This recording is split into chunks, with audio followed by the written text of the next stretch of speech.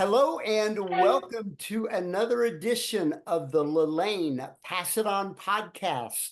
My name is Greg Justice, and I'm here with the real star of the show, as always, LaLanne.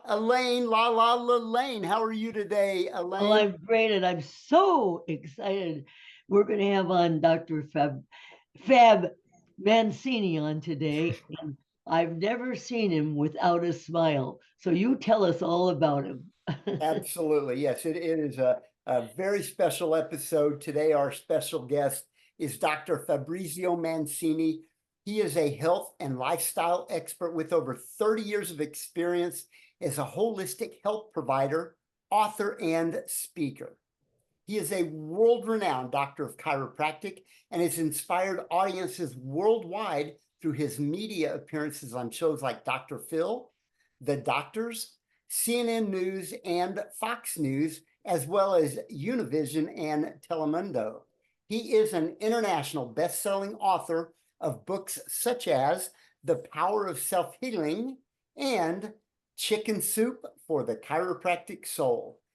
He is the host of his radio show, Self-Healing with Dr. Fab, his podcast, The Fab Life, and his TV series, Thriving in the New Normal.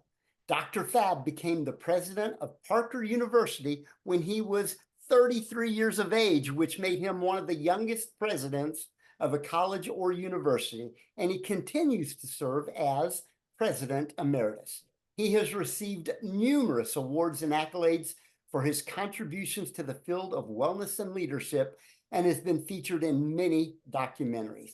Dr. Fab's passion for health and personal development has inspired and empowered millions worldwide to unlock their full potential. Dr. Fab, it is a pleasure to have you as our special guest today. Well, thank you, Greg. Thank you, Elaine, Lala. We love you. And it's so exciting to have this conversation because there is one thing that is not lacking in this conversation, and that is passion.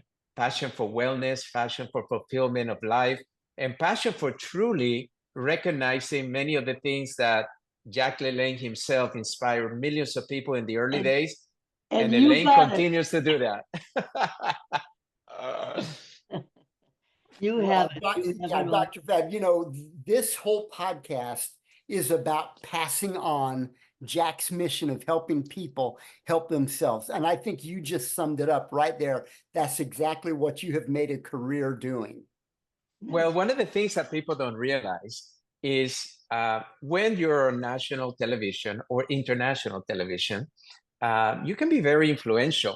So one of the things that inspired me as a young man to be healthy is that I lived in Colombia, South America, and we didn't have any color TVs. Actually, we had black and white. And I'd never forget, my father was one of the first people that bought a Betamax. I don't know if you remember the big cassettes. And the Betamax came with some tapes from American shows.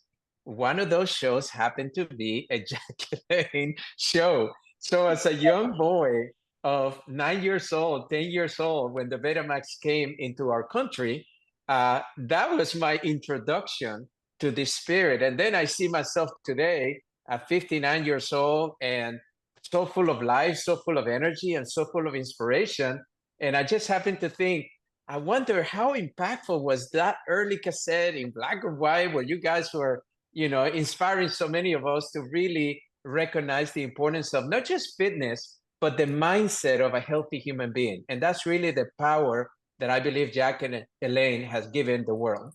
Yes, and you're doing it. And this is what's so great. You're actually passing it on. And we've learned so much from you. And I want to ask a question. I now we know you all about you, about your chiropractic and being president of.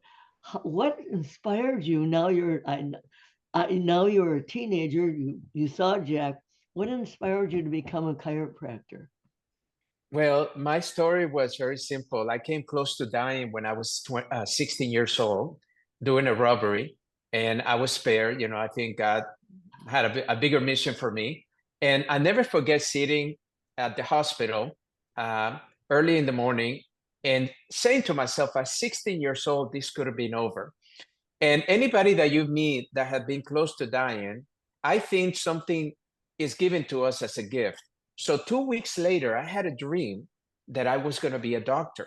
And I didn't know what kind of doctor. I just saw myself helping millions of people. And then I went to my counselor in high school and said, I'm going to be a doctor. And she said, well, you better study a little bit more. You got good grades, but you really need great grades to go to good pre-med school. So I did that. So I thought initially it was going to be pediatrics because I wanted to help the children, which is the future. And then I realized that I fell in love with the nervous system and I wanted to be a neurosurgeon. So then I did a rotation in the hospital. And that same hospital that I did a rotation before I graduated is where I had a car accident. I was sent to that hospital. The emergency room had a 4-hour wait. And the orthopedic doctor that I had met during my rotation said to me, I can give you painkillers, I can give you muscle relaxers, but why don't you go see my doctor of chiropractic? I went to that doctor and I was introduced to what I call today preventative medicine. He taught me that the body could heal itself naturally, that the body has organs and systems that are designed to help us heal naturally, and that we shouldn't focus our attention on symptoms, but actually the root cause of our symptoms. Because as you know, over 80% of the chronic illnesses of today, and I know it's a very hot political topic right now, can be prevented by simply changing your mindset, like Jack and LaLanne taught us for years, but also your behavior every single day. And if you do that, you can pretty much have the health you want instead of feeling like a prisoner, or somebody that gave you a life sentence and you have no choice in the matter. That's really what I dedicated my life to do and continue to do, even after 38 years of my professional life. You see, you visualize. That's what Greg does. He visualizes things and he makes them happen. Right, Greg? Absolutely. And again, the original visualizer that taught us all this, it goes back once again, just like seemingly everything in my career and your career goes back to what Jack taught us. He was a big advocate of the mindset and visualizing and changing your thinking about certain situations. And so, yeah, I think that's well. Imagine, and LaLanne, you would know better than me, but to me, when I look at the evolution of wellness, there will be no wellness without the input of Jack and LaLanne in the early days. There will be no preventative medicine or even functional medicine, because all of that had the seeds planted in the 1950s. All of those shows began to collectively shift the mindset of people to be an engaged participant in their health. So even though you were in your living room and Jack will say, pull out your chair and do the things, or let's do some sit-ups, listen, that is what's lacking in today's world. Patients want their health to be done by somebody else. They do not engage in their health behaviors. And that's the problem of why they're so unhealthy. Even though they know what they need to do, they know what they need to eat, they need to have a different lifestyle. They have to be a participant in their own bodies, in their. It's like you guys used to say, how do you ask somebody else to do the push-ups for you and expect that you're going to get the benefit, right? It just doesn't work that way. Right. One thing that you were saying, that a medical doctor told you to see his chiropractic. Yeah. Now, in the days that Jack started, and Jack was, when he became a chiropractor, he had medical doctors working out at his gym, but he couldn't say that he was a chiropractor because the medical profession they were on the outs. Today they're together and they're recommending each other. They can see. The medical doctor said, well, then maybe you need a little chiropractic. And the chiropractor says, maybe you better see, an orthopedic surgeon, So this is what's so great about the two coming, all of them coming together. And but in those days that Jack went to chiropractic college, that wasn't the way, I've seen that evolution, LaLanne. And there were many political reasons for that, because chiropractors were not promoting the main source of traditional care, which is pharmaceuticals. we have chosen to be a natural profession. We could have gone the osteopathic way and start promoting pharmaceuticals in many years ago, but we felt as a profession that there's plenty of pharmaceuticals out there and they do have their value. We just wanted to stay in the natural, engage our patients, get them into the chiropractic or the natural holistic lifestyle, which we call wellness today. And that's really what got me excited about my contributions. I became so passionate about everything that had to do with natural, whether it's chiropractic care, acupuncture, nutrition, energy medicine today is revolutionizing healthcare because we have technology today that really can help the body and facilitate the healing in the body. So I just wanted to be part of that support, but I also know that many of that had the ground roots in the early days with you guys going in front of that television, especially to me, what I realized, especially a man in those days. Men in those days were not your typical fitness guys like we see today. We have a lot of men that are very strong in their fitness, especially the wealthier they're at, they seem to put fitness as a priority. But in those days, the wealthier you were, right? What happened? You were the big smokers with the cigars. You were with the big bellies, and the bigger the belly, the more the affluence and the more power you felt like you had. That's world change today. Look at the billionaires of today. They're all wearing t-shirts and jeans, and they all are very fit. And I think you guys had a tremendous influence in how we prioritize our health today. You know, you were 33 years old when you became a chiropractor and President of Parker. President Parker. You're 33. Now, how did you get from the decision to the presidency at 33? That's my question. Well, that's a very good question. And I was a practicing doctor for 10 years, very successful. And my founder, our founder, Dr. James W. Parker, which was my mentor, passed away. And unfortunately, after he passed away, the board had asked me, hey, would you consider becoming our next president? Well, I was 31 years old, and I just felt like that position needed to be maybe done by an academician or somebody older.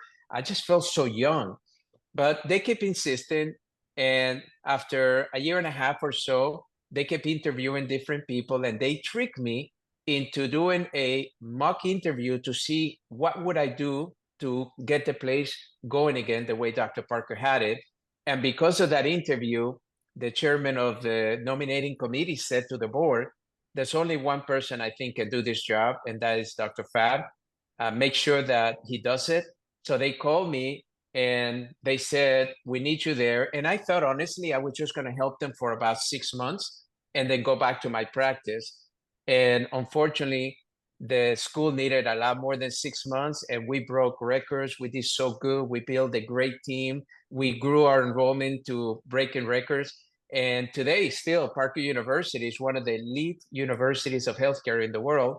And we have over 36 degrees, not just one like chiropractic. When I became president, we have 36 degrees, associate's degree, bachelor's degree, doctorate degrees, master's degrees, all within that same institution. So that's how it happened. I never wanted it. I never applied for it. It just happened because I think sometimes life has a bigger destiny than you set for yourself. True. That's true. How long were you the president? 13 and a half years. It's crazy. And then that's a long time for a president, by the way. Yeah. So then what caused you to transition out of that, and what did you transition into? So I did my postgraduate at Harvard University, and in Harvard University, they had the way they teach you at Harvard is through case studies. They had a case study that if you stayed in a university longer than 10 years as their president, that the chances that it will end up negative are over 90%. Either you're going to be outvoted by a board member that wants that position, or they want a friend to take over, or the students will be angry at you, or the faculty will rebel against you, whatever. So I came back to the school, and they had offered me another 5 years, and it was my 10-year anniversary. And I said, you know what, I'm going to stay until you find a replacement, but I think I'm going to retire. And then I took a year off, and I said to myself, okay, I've been going really hard since I was 21 years old. Let me see what I want to do next. And that's when I wanted to be a public speaker. I've been doing public speaking, so I did public speaking initially, and then I became a consultant for a few major companies. Then you And wrote, that's when I wrote my book, The Power of Self-Healing, and Dr. Phil McGraw had been my patient for many years. He wanted to be on his show so he can tell the world what I had done for him and promote my book. Well, that book became #1 in multiple countries. It's translated in 9 languages. It became an international bestseller, which you have to be a bestseller in 6 countries at the same time to be an international bestseller.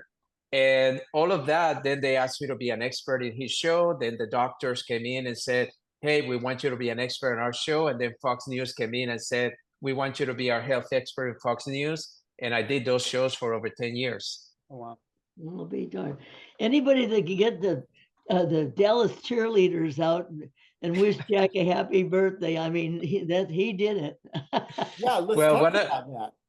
Well, Jack, we invited him to come and speak at our Parker seminar, and him and LaLanne came. And one of the things that we found out was that it was going to be his birthday. So we decided to surprise him, and we had Jack speak to the audience, but we put 5,000 people, and we had a beautiful ceremony. And then I had the cake made, beautiful, big cake, because he was turning 94.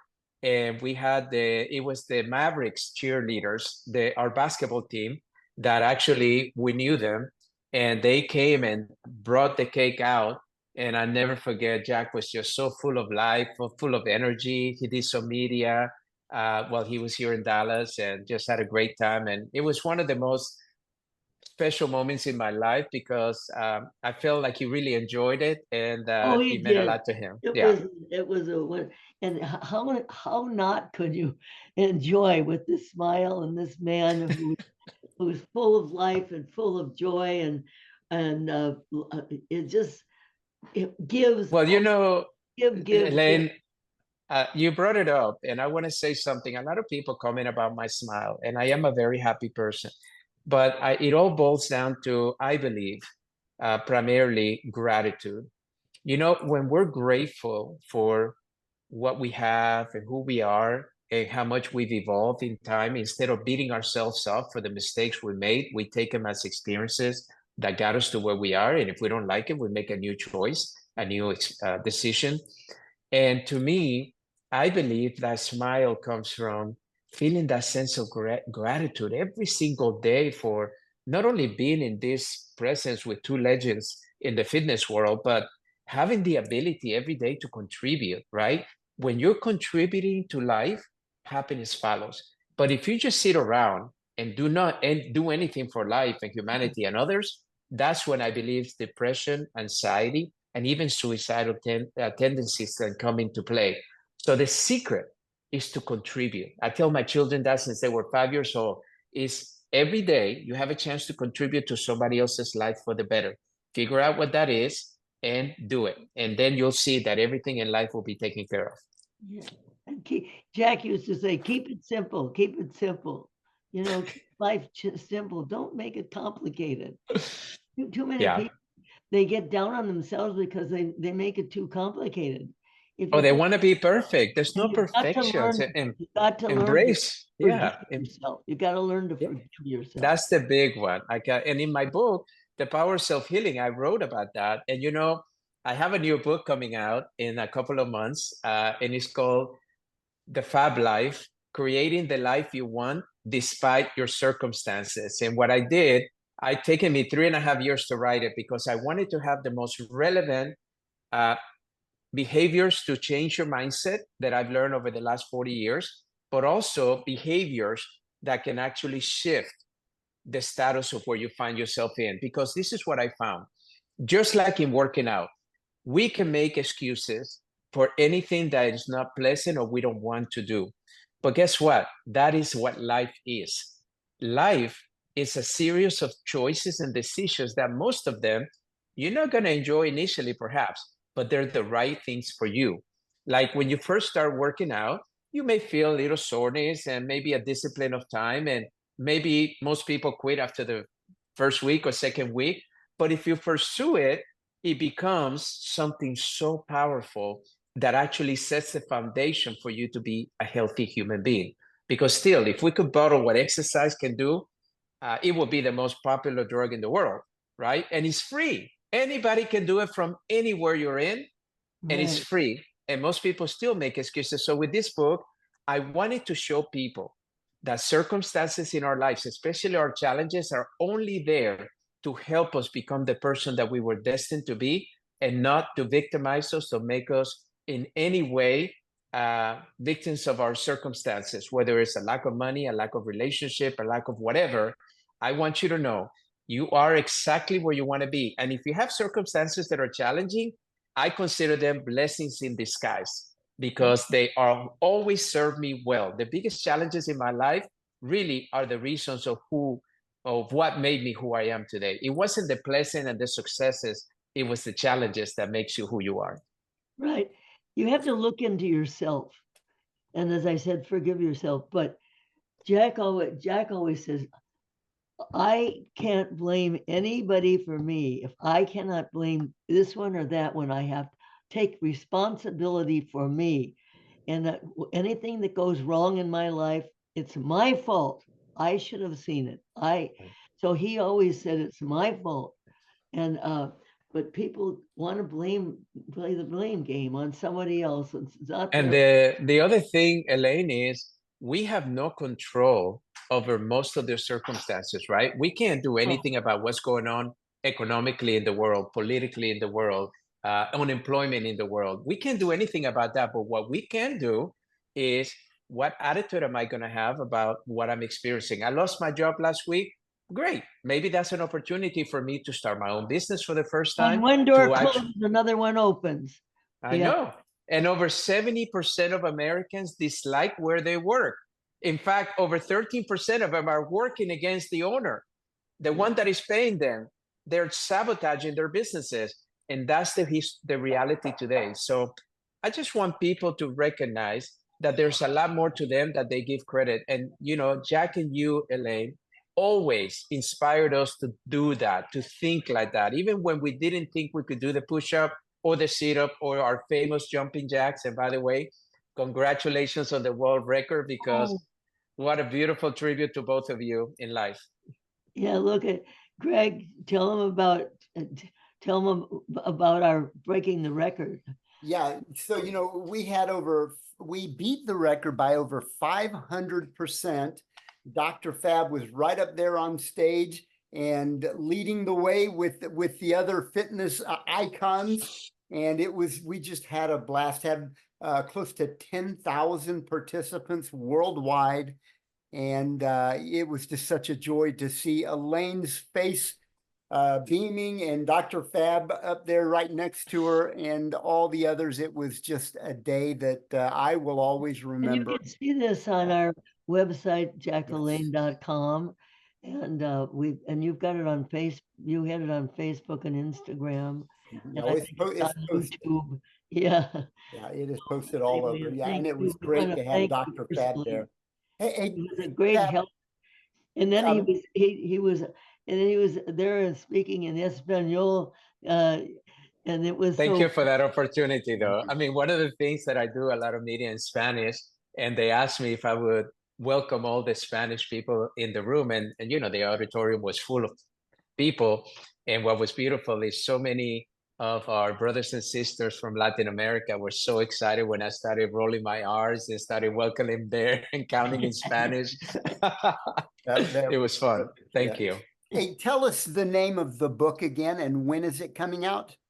It's coming out in a couple of months. We'll have a final date from the publisher soon, but it's called The Fab Life, Creating the Life You Want Despite Your Circumstances. And if you go to my website, drfabmancini.com, all of the announcements will be there. They should be there. You can find it, and there will be some bonuses for people that want to pre-buy it. I'm going to give them a lot of bonuses, so that way we can ensure that we make it a great bestseller. I want this book to be the best I've done, and I've been very blessed. I've had 2 very, very successful books before this one. And this one, I want it to be even better, because you know what? Today, people need to be reminded that they're worth it. I mean, that's the one thing I want to remind people. You're worth it. As long as you're breathing, you're worth it, because once you go into that cemetery, there's no other turning back. There's no choice, right? So do not, like Wayne Dyer used to tell me, do not die with the music still inside of you. And that was a great lesson in my life. Do what you want to do while you're still here, because your life counts, and live every day like it's your last day. That's part of the lessons that I teach in this book, because I want people to recognize that every single choice you make is what dictating your reality. So make good choices every day and you'll have everything you want in life. And remember, yesterday is gone, tomorrow isn't here now. So today is the most important day of your life.